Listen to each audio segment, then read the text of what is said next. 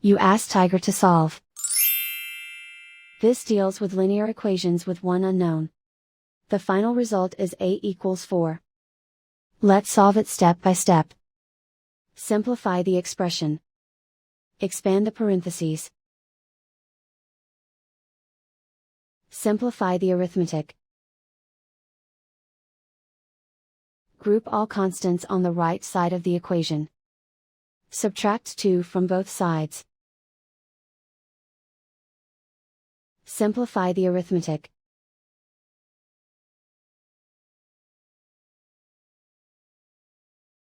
Isolate the a. Divide both sides by 2.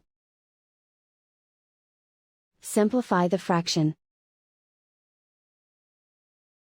Find the greatest common factor of the numerator and denominator. Factor out and cancel the greatest common factor.